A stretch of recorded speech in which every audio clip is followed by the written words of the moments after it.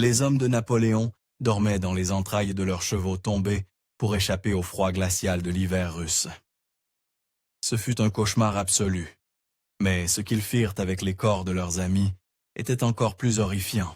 L'invasion de la Russie par Napoléon en 1812 fut une saga désastreuse de batailles brutales, de chaleur torride et de froid mordant qui finit par briser son empire. Après la Révolution française, Napoléon Bonaparte s'éleva au pouvoir en tant que premier empereur de France.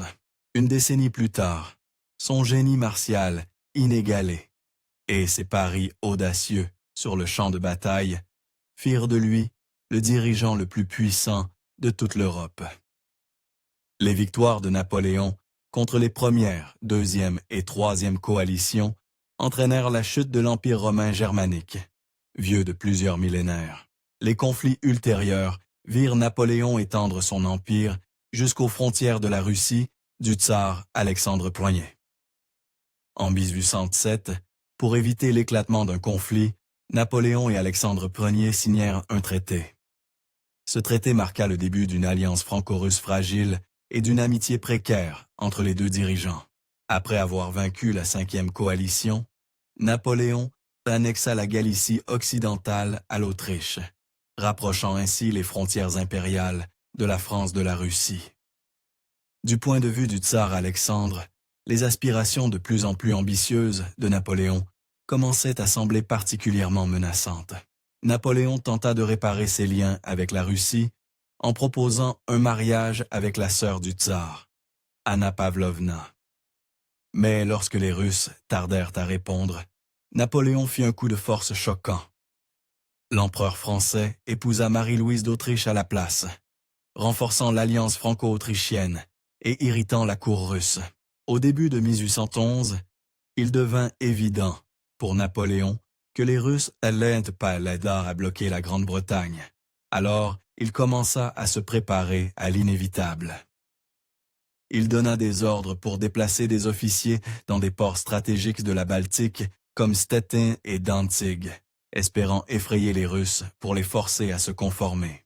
Le tsar Alexandre Ier observa avec horreur et incrédulité les forces redoutables de Napoléon, les meilleures du monde, se rassembler le long de ses frontières.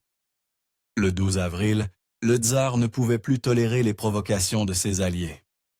Il exigea que Napoléon retire ses forces du Grand-Duché de Varsovie, sinon il en subirait les conséquences.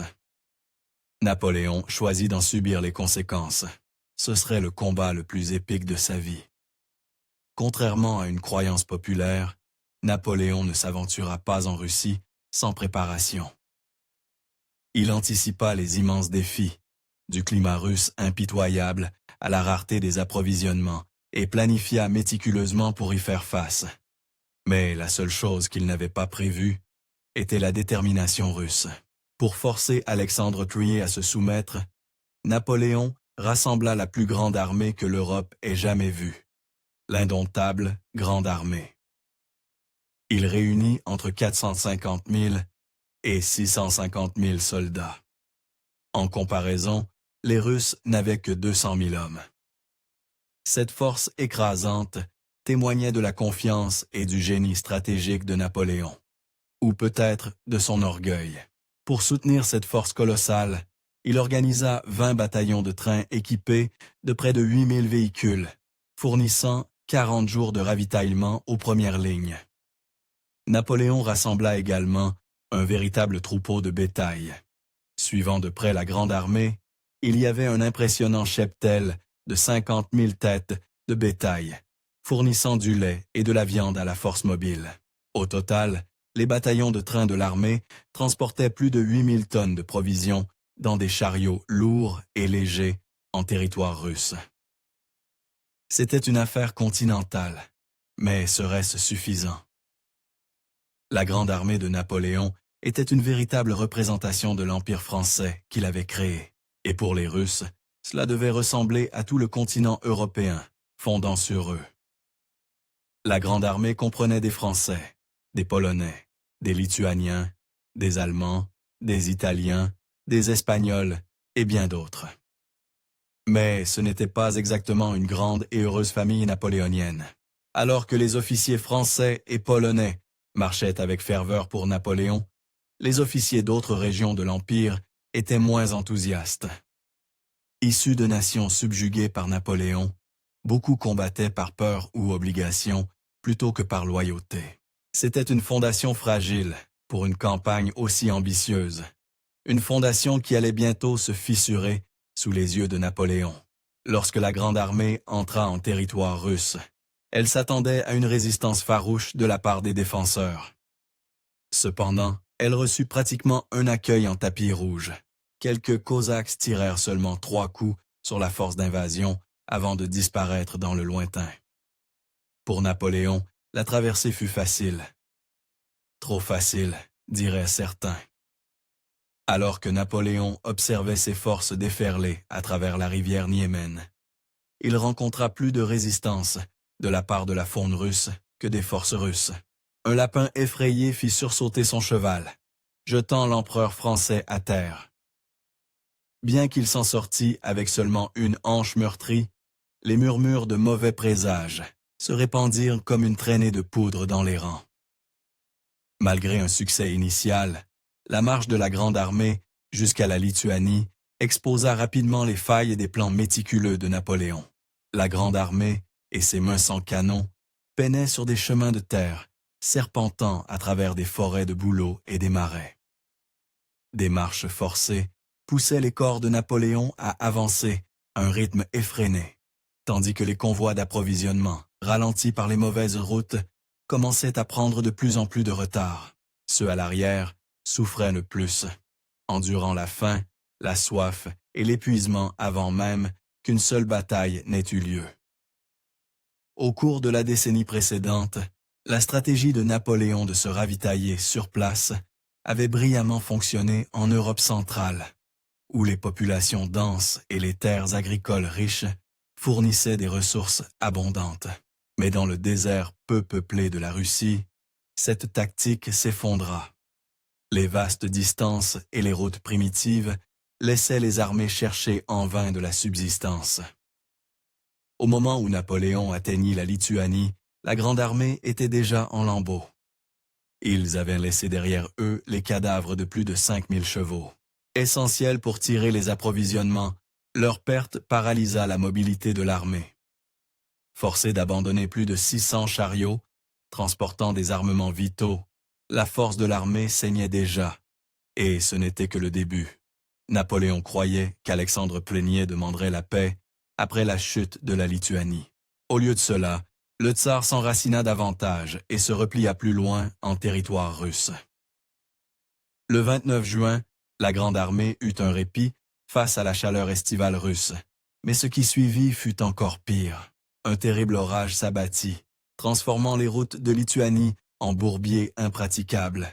Les chevaux s'effondraient, les chariots s'enfonçaient, et l'armée luttait pour avancer. Beaucoup d'hommes perdant leurs bottes dans les bourbiers sans fond. L'orage fut si sévère qu'il abattit des officiers, inonda les camps et paralysa la Grande Armée. C'était comme si la nature elle-même conspirait pour arrêter Napoléon. Mais la fin de l'orage n'était que le début de quelque chose de bien pire.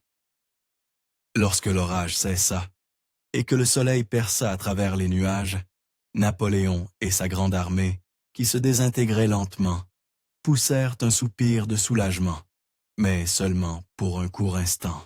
Le soleil brûlant transforma les routes boueuses en chemins déchiquetés qui brisèrent les pattes des chevaux et fracassèrent les roues, ralentissant encore davantage les lignes d'approvisionnement. Les officiers étaient désespérés de trouver un répit. Au lieu de cela, d'autres cauchemars arrivaient.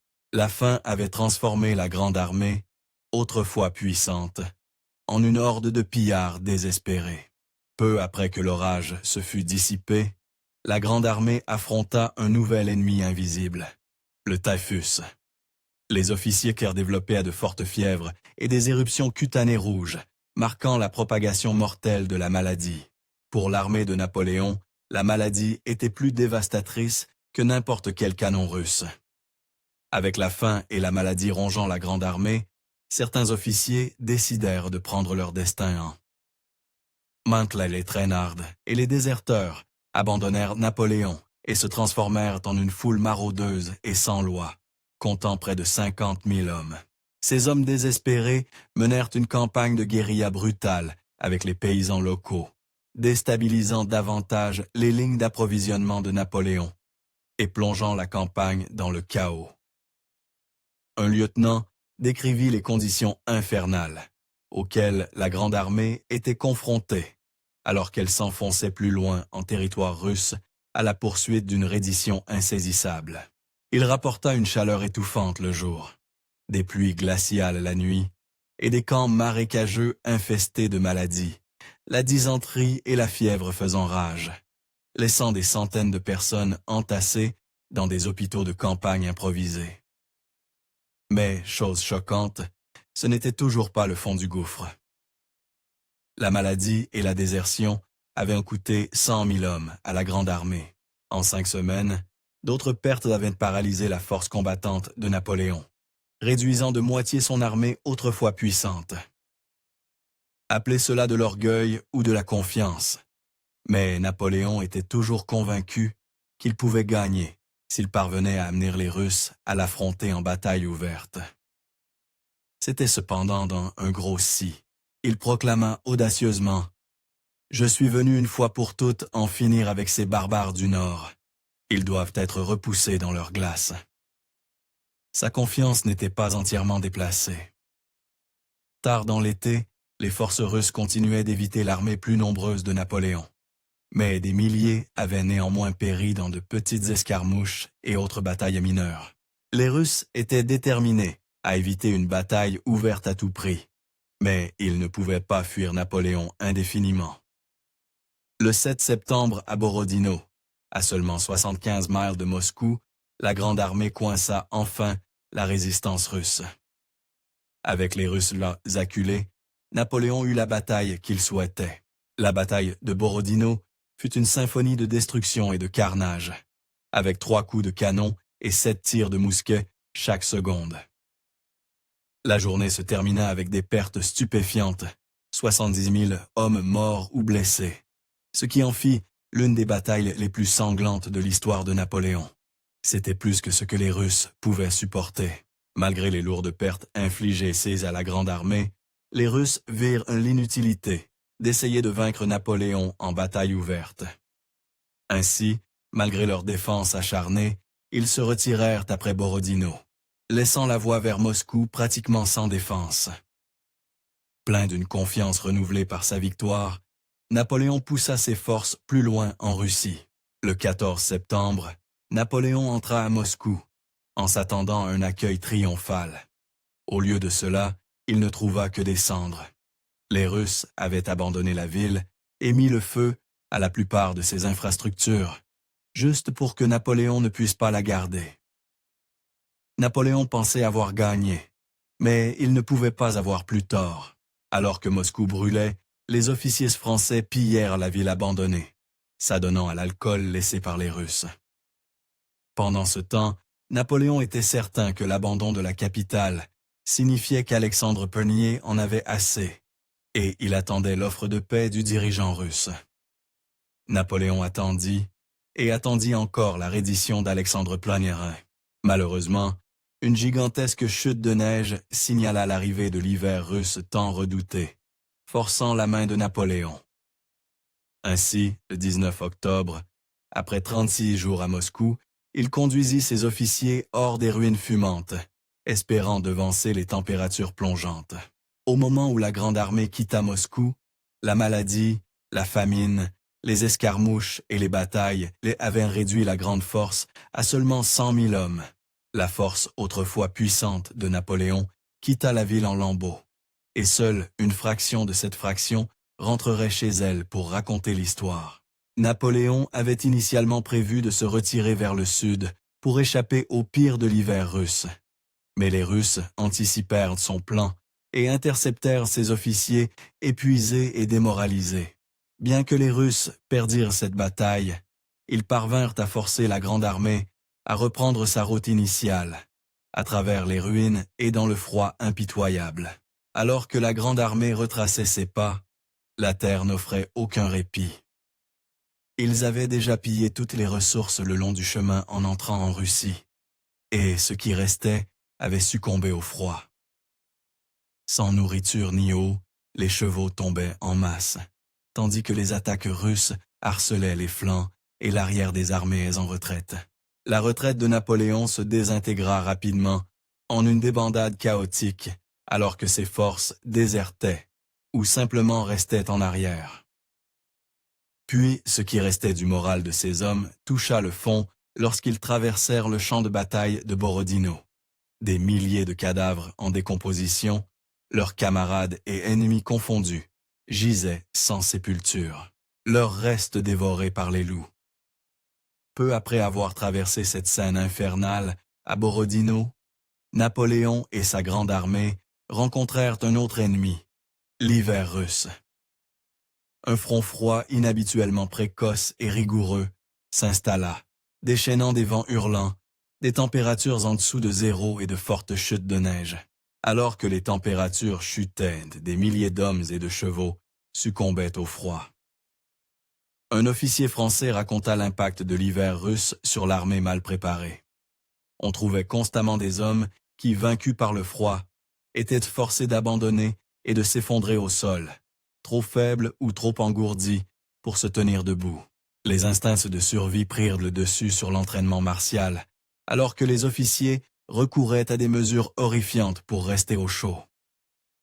Certains éventrèrent les carcasses d'animaux morts pour s'y glisser afin de trouver de la chaleur, alors que les températures continuaient de chuter, atteignant jusqu'à 35 degrés Celsius, les officiers français cherchaient n'importe quelle source d'isolation qu'ils pouvaient trouver, n'importe laquelle. Selon les récits, la Grande Armée utilisa les corps gelés de leurs camarades, tombés pour isoler les fenêtres et bloquer les vents glaciaux. La situation, lors de la retraite de la Grande Armée, était si désespérée qu'ils en vinrent à faire l'impensable. Des rapports émergèrent d'officiers se tournant vers la chair humaine pour éviter la famine. L'un des récits les plus glaçants de l'invasion désastreuse, on dit que les officiers mangeaient la chair des chevaux encore vivants. Même les hommes qui parvenaient à manger devaient encore survivre au froid, et la plupart n'y parvenaient pas. Les soldats souffraient de cécité des neiges, et leur souffle se transformait en stalactites en quittant leur bouche et leurs narines. Beaucoup s'effondraient simplement dans la neige, pour ne plus jamais se relever. Pour ceux qui s'éloignaient de leurs unités, une tombe glaciale était presque garantie.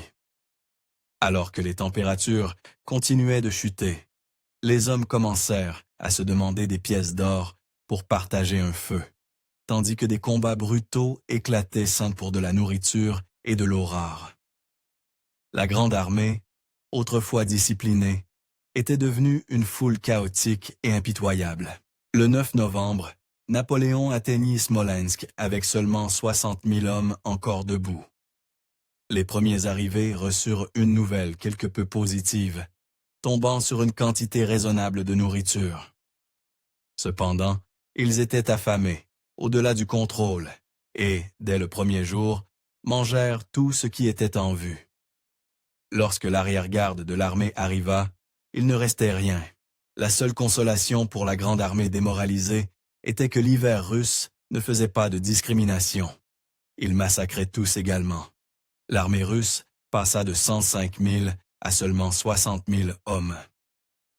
Entre le 15 et le 18 novembre, ce qui restait des forces françaises et russes s'affronta dans une série d'escarmouches lors de la bataille de Krasnoï. Bien que les Russes hésitèrent à lancer une attaque totale contre Napoléon, affaiblis comme il était, ils infligèrent néanmoins de lourdes pertes. À la fin, Napoléon avait perdu 30 000 hommes supplémentaires. Il manquait rapidement d'options pour échapper à la Russie avec sa vie. Fin novembre, la Grande Armée faisait face à une annihilation complète en arrivant à la rivière Bérésina. Il semblait que le grand Napoléon Bonaparte avait enfin rencontré sa fin, mais il avait encore un dernier tour dans son sac. Alors que les forces russes se rapprochaient, Napoléon donna un dernier éclat de son intelligence supérieure sur le champ de bataille.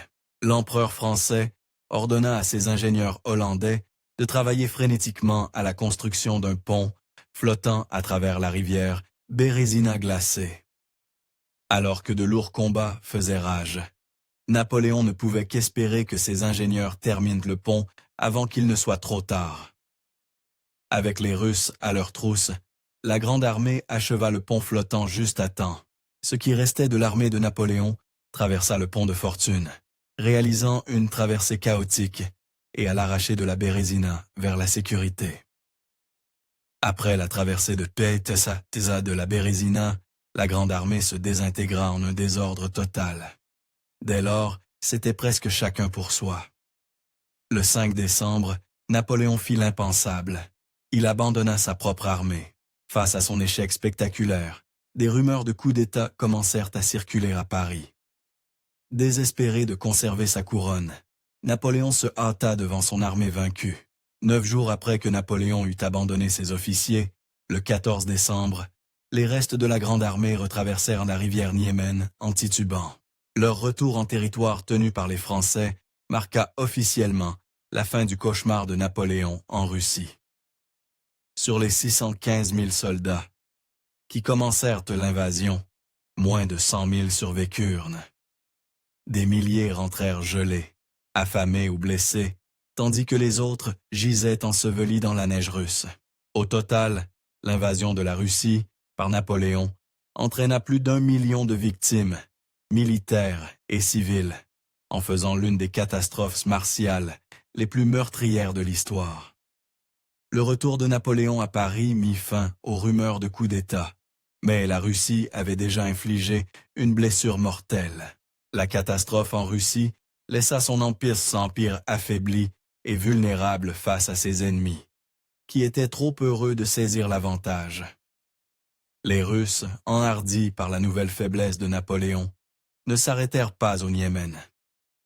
Rejoints par les forces britanniques, prussiennes et autrichiennes, ils poursuivirent Napoléon en Europe, renversant la situation contre l'empereur français. Dès lors, la 6e coalition déchirerait l'empire autrefois puissant de Napoléon. Merci d'avoir regardé History Exposé. Si vous aimez découvrir les meilleures histoires de l'histoire, aimez et abonnez-vous pour continuer à explorer avec nous. N'oubliez pas de visiter notre page principale, FactNate, pour plus de faits incroyables sur tout.